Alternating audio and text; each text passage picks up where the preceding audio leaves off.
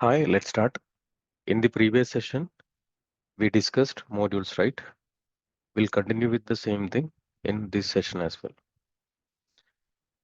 We'll see different modules here. See, this is the module for Azure. Then we have modules for VMware, okay? Then for Active Directory. So this is for ILO, okay? We know, right? What is ILO? ILO is to manage the HP physical servers, right? ILO is a console to manage the HP physical servers, okay? Let's see the Azure module first. So this command install module we already executed in the last session, right? So this Azure module already loaded in the system. Okay. Now what we'll do, we'll connect Azure account.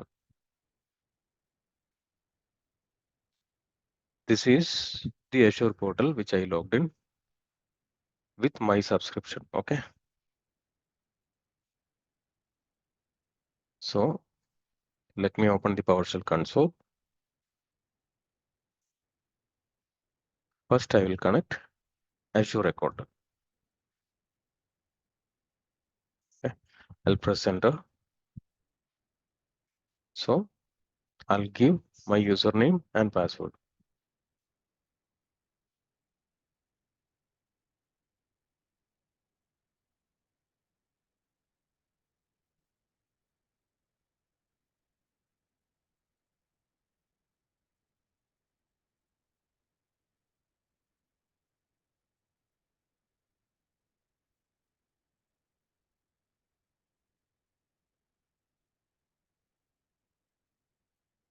Okay. Because I have already logged into Azure portal, right? That's the reason it didn't ask for the password. So now it is connected. Let's see. If we want to create one new Azure VM, okay. So we'll take a help. We'll just type get-command. We'll search for the command get-command. So we need new VM, right? So verb will be new and noun will be VM. We'll give contains, okay, between 2 stars VM.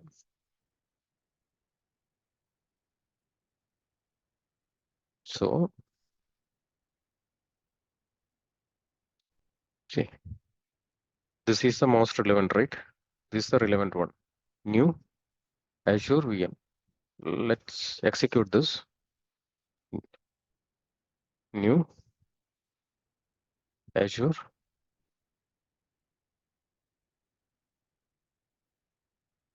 new hyphen Azure VM. Okay. So let's see what all the parameters available. I'll press space, then control plus space bar. See, we have so many parameters here. Name, resource group, virtual network, subnet, credentials. We have many parameters, right? So we are not discussing everything now. Okay.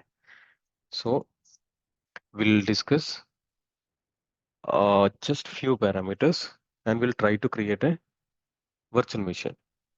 Just want to see how we can connect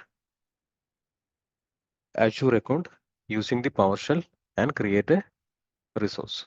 Okay. So we are not discussing all the parameters.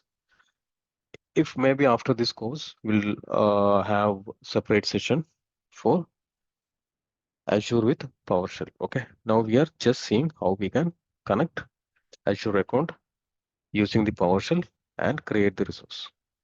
So I'll just give the name here. We'll give some test here. Okay. We'll give only this parameter. Just let me press enter. So it is asking for credentials. Let me give the credentials.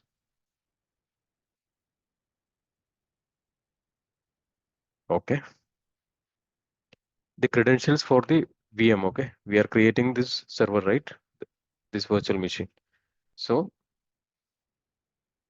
the credential is for this virtual machine.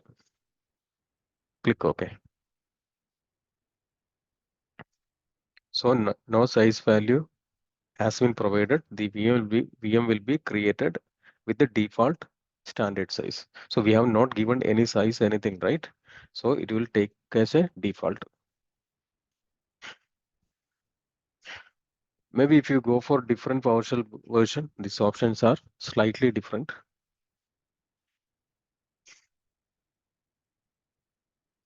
Let's wait for this to complete. So VM creation completed, right? Okay. So we have parameters like as job. If we give as job, what happen? So it will create a VM in the background. Okay. So you can use this PowerShell console for some other task. This task will be running in the background. Okay. So now what we can do, we'll see whether this VM is created or not. For that, it should be as VM, right? Let's try. See, test VM is created. So quick, right? Let's check in the portal. I'll go for virtual machine. See, this is created. Okay. So now we want to remove the VM, right? So we'll see get-command will take a help. Okay. So verb will be removed, right? And noun will give VM. So this is the relevant one, right? Remove Azure VM. We'll try this. Remove Azure VM. Let's enter. So it is asking for the name. We have given test VM, right? So it is asking for resource group name as well. So normally when we are creating the VM, right, we'll give name, resource group, everything. So if you are not giving any resource group, it will create a resource group in the same name, test VM. Okay. There will be a resource group in the same name. So I'll give, we have not, it is default created, okay, resource group with the same name. Let me give this test VM. It is asking, we'll give yes.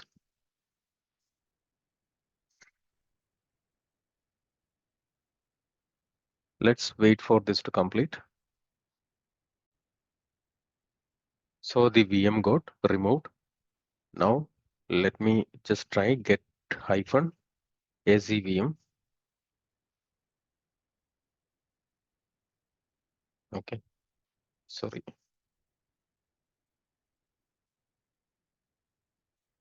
So it is not showing any VM, right? Let's check in the portal. Let's refresh this.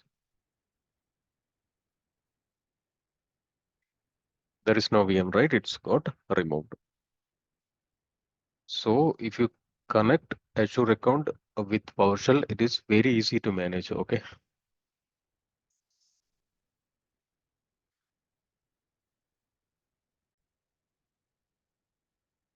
Like this, we have different modules, right? This is for VMware. If you know the VMware technology, you can import this module and you can manage VMware using the PowerShell. Okay. So I'll do one thing. I will just paste all these modules in the description. Okay. So you can make use of it if needed.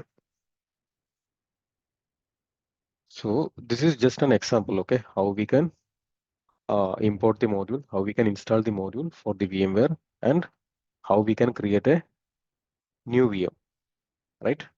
So same way, Azure we already discussed, and so this is AD module, right? If you know how to manage Active Directory, you can import this module, Active Directory module, and you can manage Active Directory using the PowerShell console. Okay. So This example as well, I will paste in the description. Even this as well. Okay, ILO module. So you can import this module. This maybe these modules you can download from the HP software. If it is not available, okay, we can try it from the uh, this one HP site. So we can import this module and we can manage ILO using the PowerShell, right? Okay. Now let me minimize this console. Okay. Let me exit this. We'll open a new console.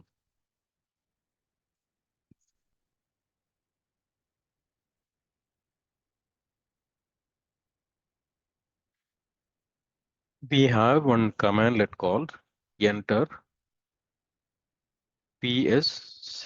Okay. So when we have to use the PS session? So some of the computer or servers not part of the domain. Okay. It is part of work group. Okay. So we need to connect those servers. Or in that situation, we have to use Enter-PSSession. Okay. Enter-PSSession, you have to provide the computer name is a parameter and provide the remote computer name. I'll just give one name here.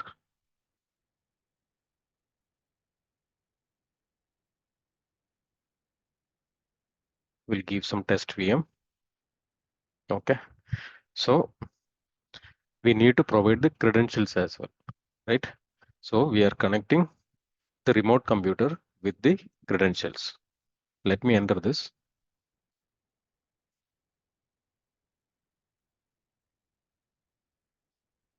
Something wrong, we'll see.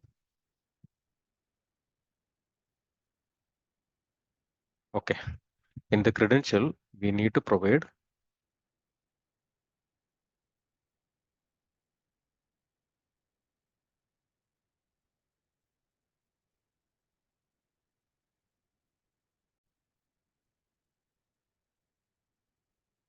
just dollar bracket get hyphen credentials. Okay.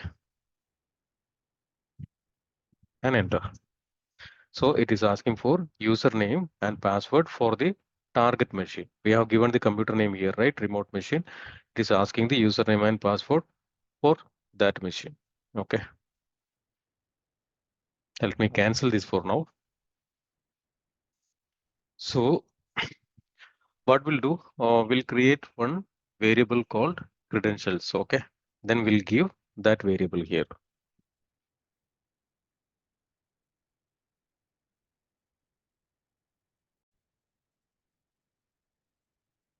So the variable name is, we'll take username equal to test user. Okay.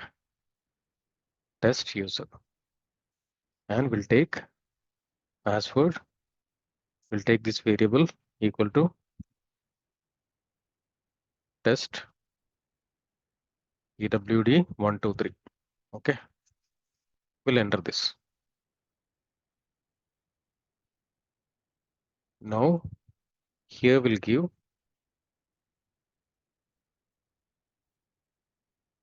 username, comma, and this variable password.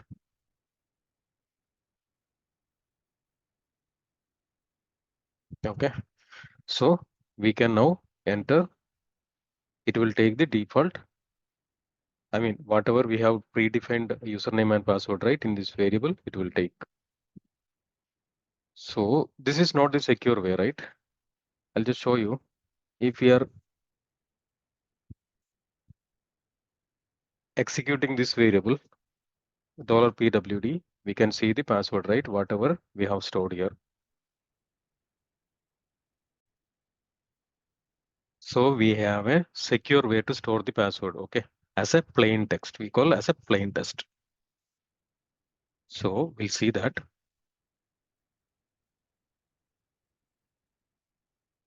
So I'll take the same variable, pwd equal to, we'll give same password, okay? Test pwd123. Then we'll use a pipe, then convert to secure string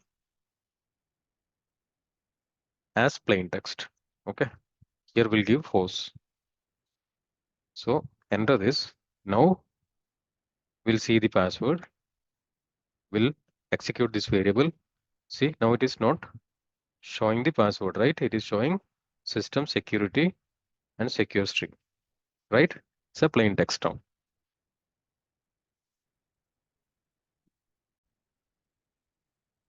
Now we'll store both username and password into one variable.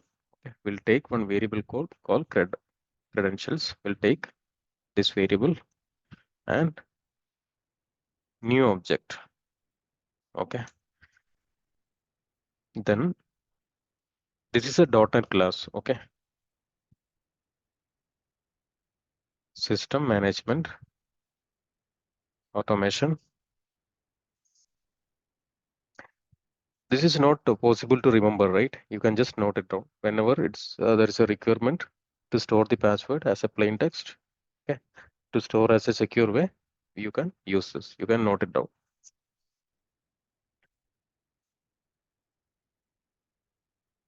So we'll give username and password.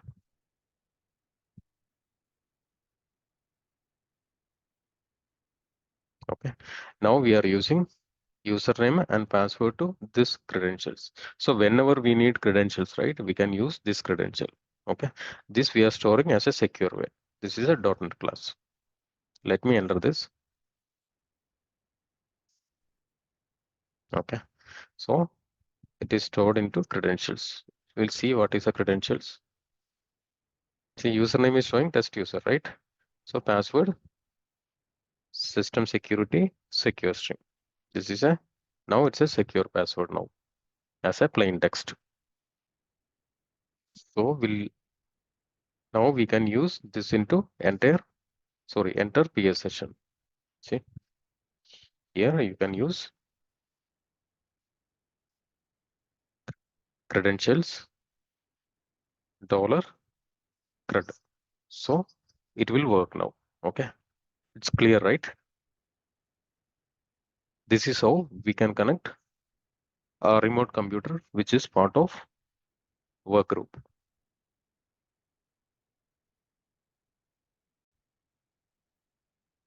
So in our work environment or production environment, if we want to use the credentials, okay, we want to use the credentials in some script, we can use in this way.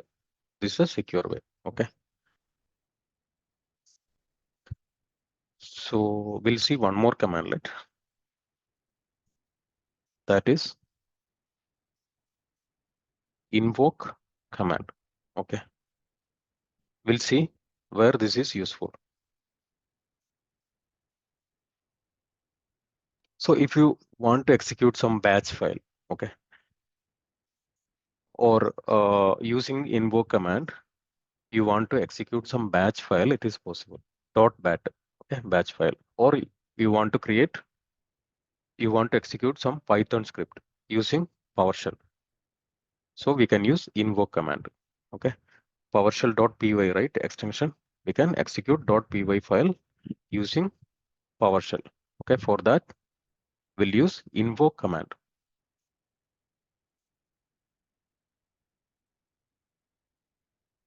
So we'll see that. First, I will do one thing. I'll create one bat file, .bat file. Okay.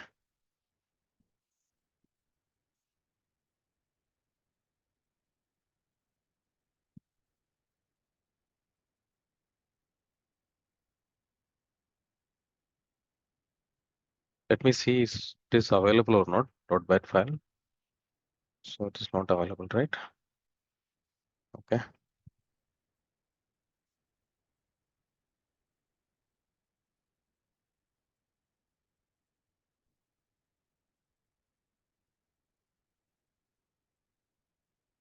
I'll give extension bat. Okay. Then I'll open the file.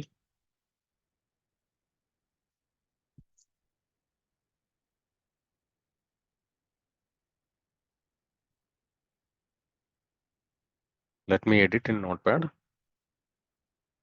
Then I'm just making one simple bat file, okay? Just want to see how we can run this bat file using the invoke command. Echo and hostname. This is just to find the hostname. Okay. Pause. Let me save this.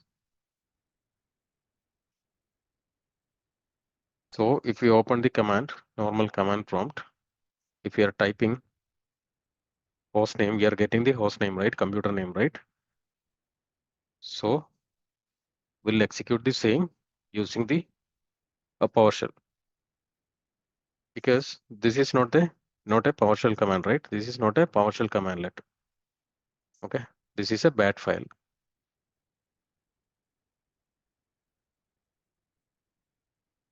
Let me minimize this and invoke command. We can give remote or local computer name. Okay, I'll give my local host. Then we have script block. Okay, so we'll give the bracket. Then we'll give the and. This is a calling operator, right? We already discussed. And then we'll give that path. C dump. I think we have given host, right?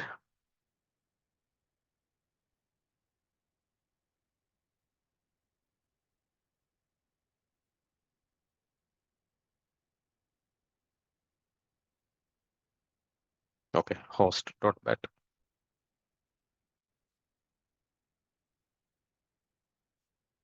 Then we'll close the bracket for the script block. Let me enter this.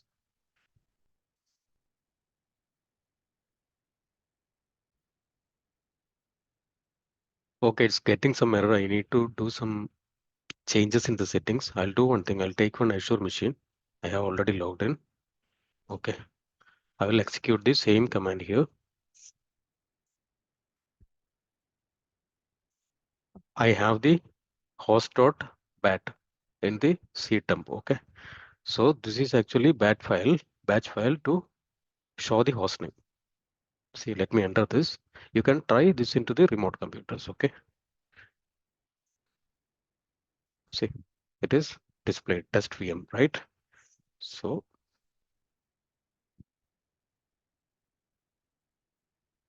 I type the host name here. See, this is a test VM. So this is clear, right? That's all in this session. Thank you.